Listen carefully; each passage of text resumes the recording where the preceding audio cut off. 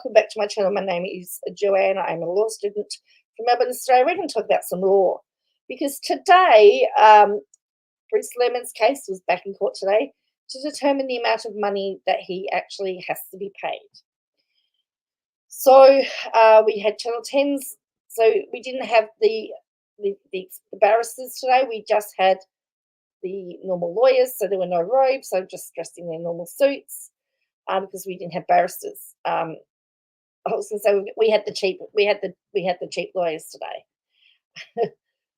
but they were contesting. So Channel 10 has asked for $2 million.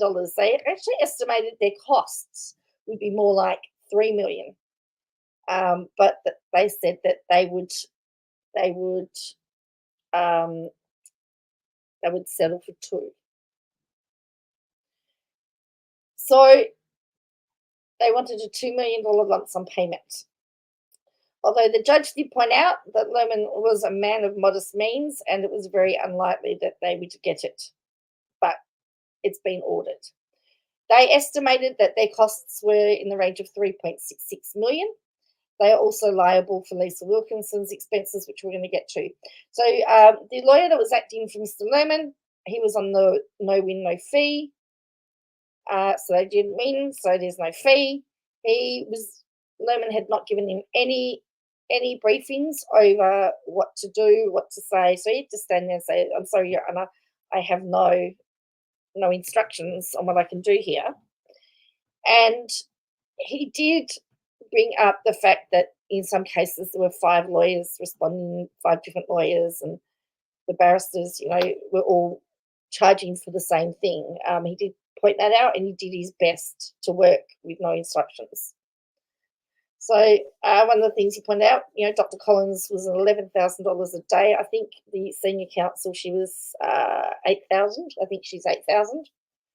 And His Honour said that, it's at the top range charged by members of the defamation bar, but given his seniority and experience in the area, it is to be expected. Now, Dr. Collins, Casey, actually writes the defamation textbooks that he's one of the defamation lawyers that writes the textbooks for defamation law. So he knows his stuff. So there's a tip. If you want Dr. Collins, it can cost you $11,000 a day. So then the court has been told Network 10, so Network 10 was found to be liable for Miss Wilkinson's costs, and they made a settlement offer of $607,850, but that amount was rejected. She wants more like $1.3 million. So that's going to an independent tribe referee who will determine the final amount. Now, the risk about rejecting the settlement is the referee may choose to, might say that, she wanted 1.8. They said that and Channel 10 offered 650,000. So it could backfire, and the independent referee may determine that they owe her less, or they may determine that she gets closer to the 1.8. The other thing is that he could be forced into bankruptcy if he can't meet his costs order. So